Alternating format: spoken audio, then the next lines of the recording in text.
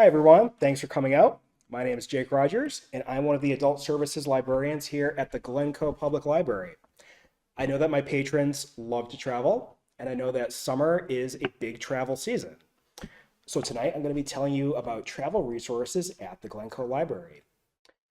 Sure, the library has travel guides. You probably know that, but there's so many. How do you know which ones to pick? And did you also know that you can learn a language on an app, or that you can check out an international power adapter? I'm going to talk about all that and more. First, I'd just like to tell you a little bit about myself. Like I said earlier, my name is Jake. I've been here at the Glencoe Library for almost 10 years. One of the things I do here at the library is manage the travel collection. I think that travel is one of life's great pleasures, and if you're here watching this, you probably agree at least somewhat. If you check my passport, you'll see Denmark, Iceland, and Mexico.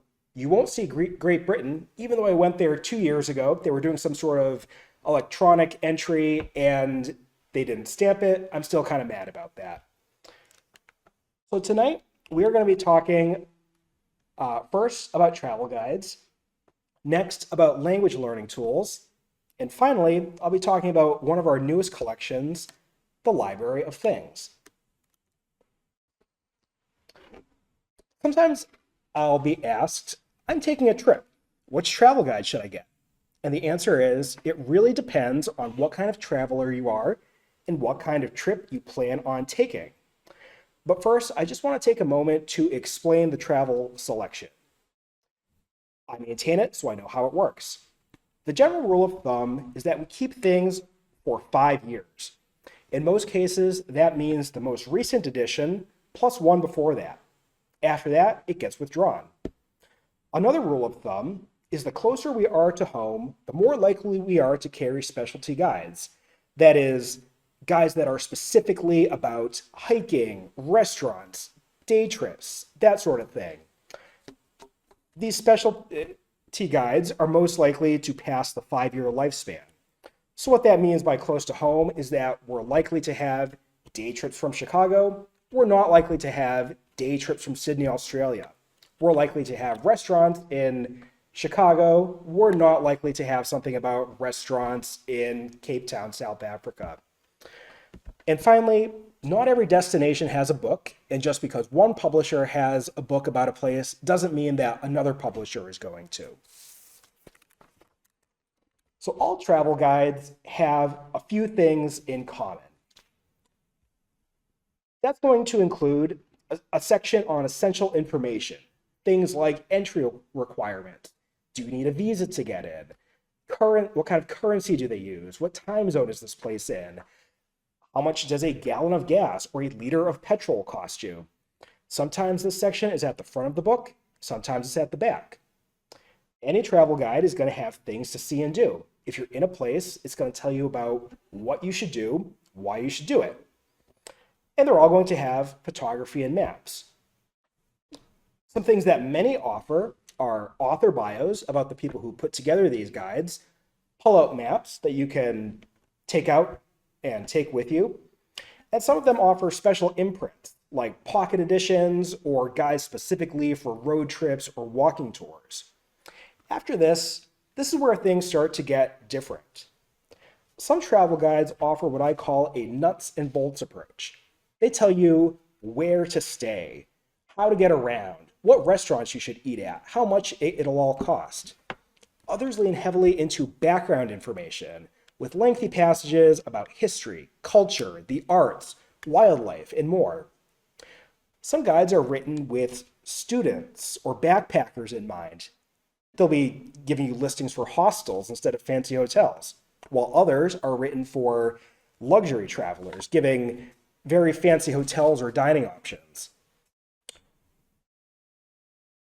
So really the idea of this is to pick the one that's right for you. In order to help you pick the right one, I'm going to give a brief overview of some of the major players. First is Fodor's. It's a trusty, long-running standby, an American publisher that was founded in 1949. Fodor's is one of those nuts and bolts guides. It's telling you where to stay, where to eat, how much it'll all cost, when things are open, what hours are open. They have limited cultural and historical context. It's not bare bones, but it's not super informative. Next is DK Eyewitness. This is a British series full of photography and illustrations. The illustrations include cutaway designs like Salisbury Cathedral here. It's an illustration, you can see inside it. And they have walking guides showing hand-drawn maps of a city and a little route you can take with a red dotted line telling you what you can see at each stop on your walk. They also contain lots of photography. These have fewer nuts and bolts, but more context about history and culture. They also offer what's called the Top 10 imprint, which is a smaller, more compact edition of certain destinations.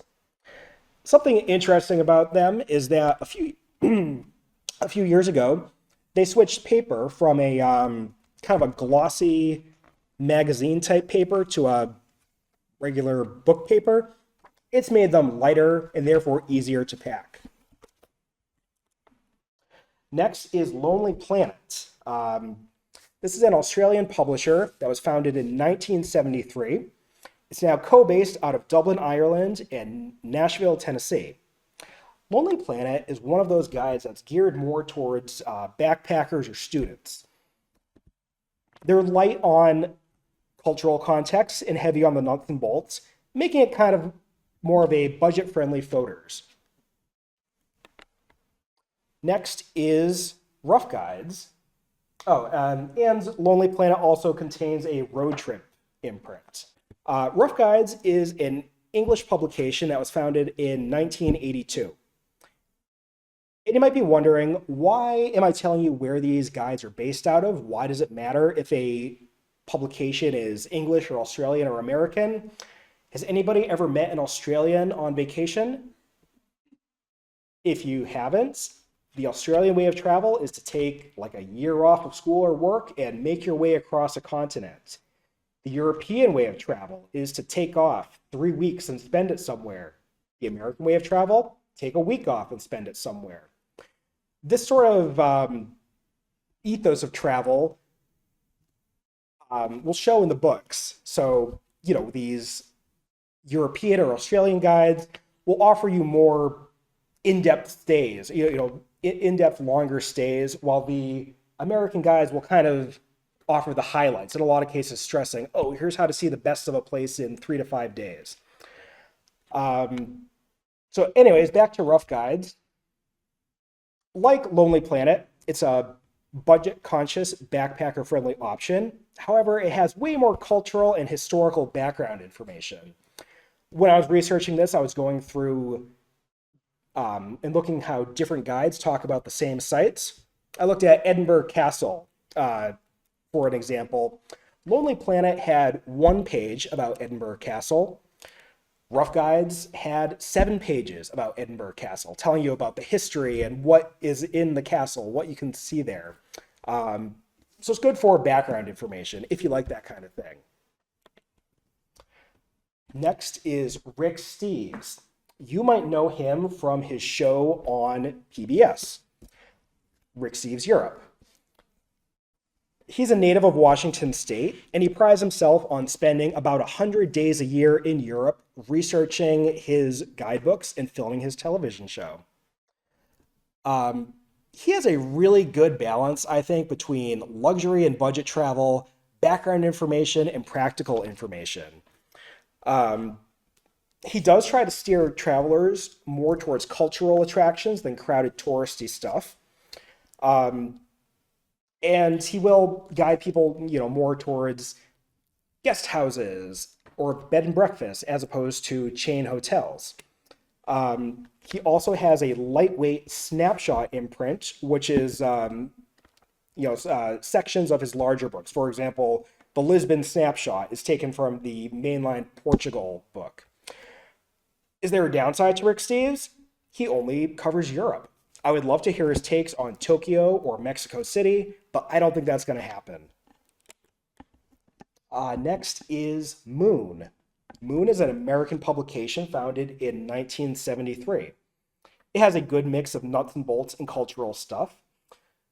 I think that they are best for outdoorsy destinations like national parks.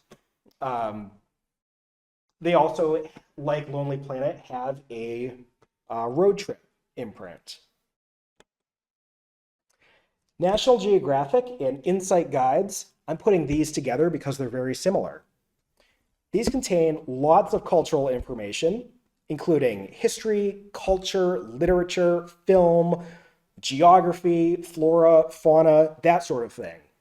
What they're not going to tell you about is what hotel you can stay at, what restaurants you can eat at. Guides like National Geographic and Insight might be best for planning your trip, but not necessarily bringing with you on vacation. And finally, there are some travel guides that have not stood the test of time. You might be thinking, oh, when I graduated college and backpacked through Italy, I took a whatever with me and I swore by it. There's a chance it might not be around anymore. Travel is a rapidly changing industry, and publishing is a rapidly changing industry. Naturally, travel publishing is going to change a lot too. Some of the more famous ones that aren't around anymore. Frommer's, which is similar to Fodor's, barely publishes anymore. You are unlikely to find a Frommer's for a destination that you are taking this year. Michelin Green Guides used to have the listings of the finest dining and hotels in a given destination, but they went digital only in 2020.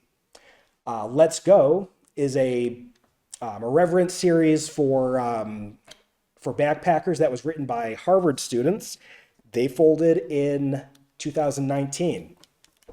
And finally, something that I think is pretty sad too is that a lot of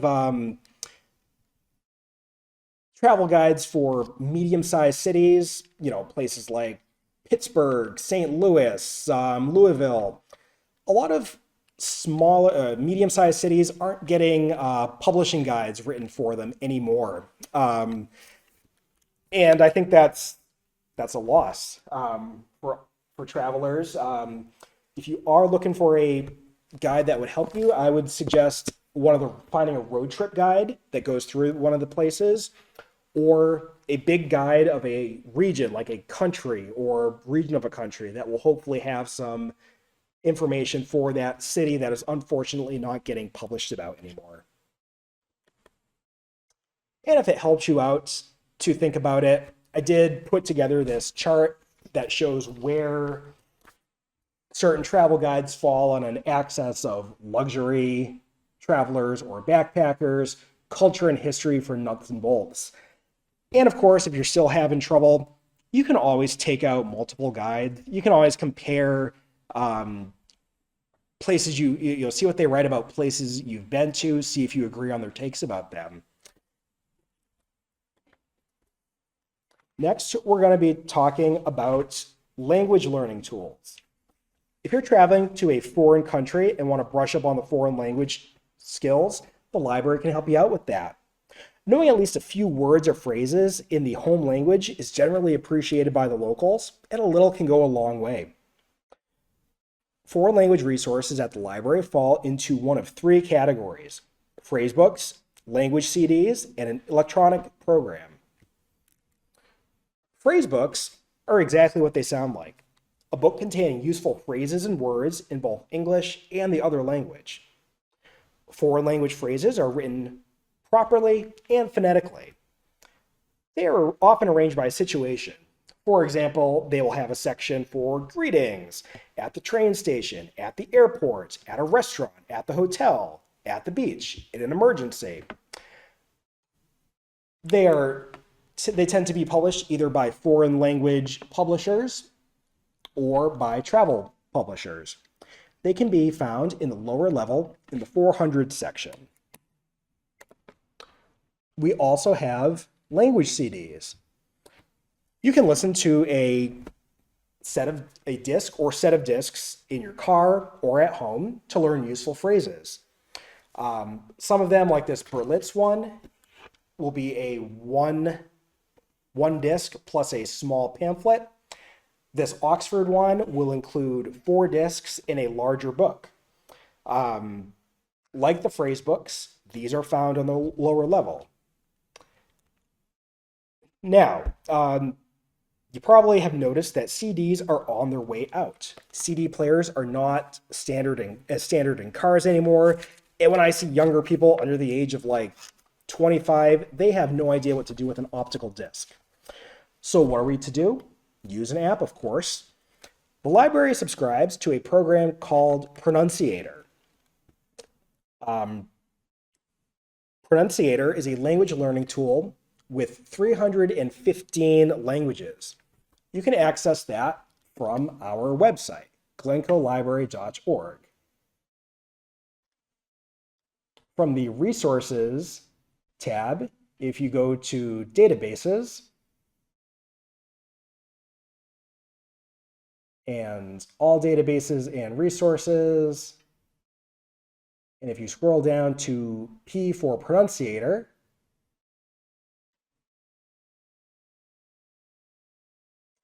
you will get there. If you're doing this from home, you will need to enter the number on the back of your library card. It brings us directly here because we're in the library on the library's network. We're just going to go to Instant Access to give you an idea of it and launch Pronunciator.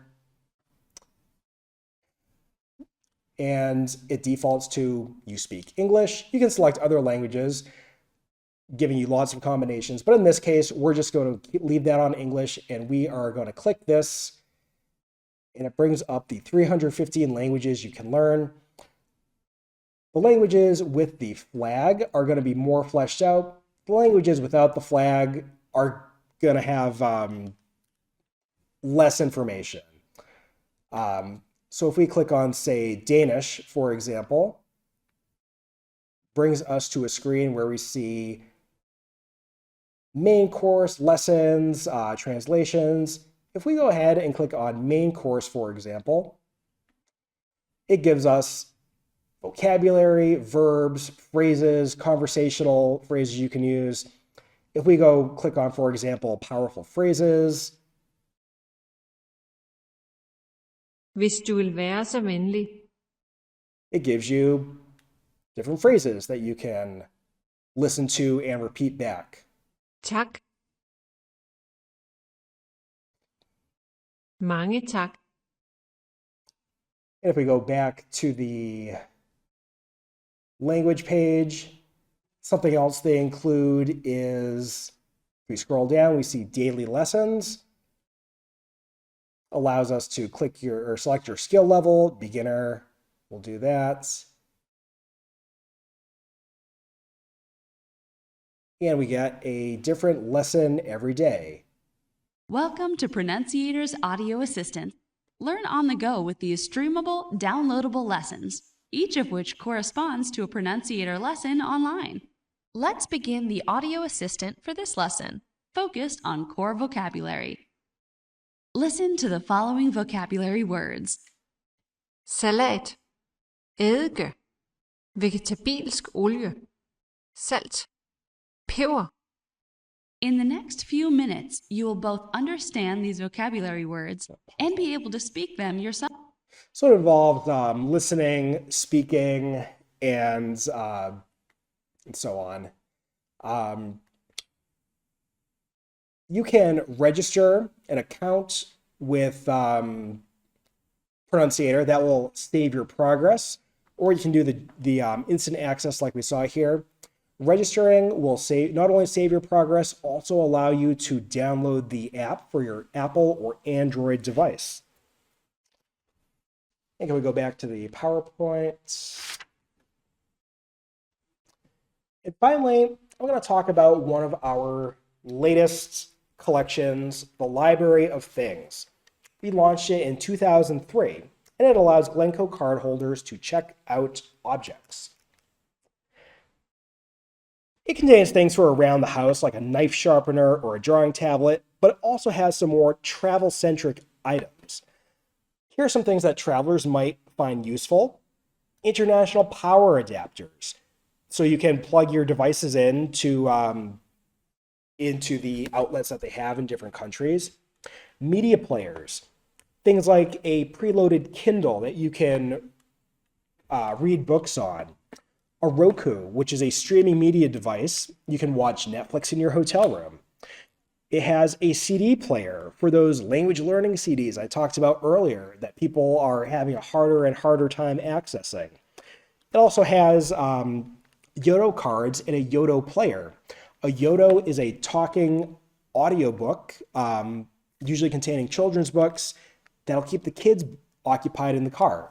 They have a whole collection of books. You can check out the card, check out a player if you need it, and listen to the book talk to you.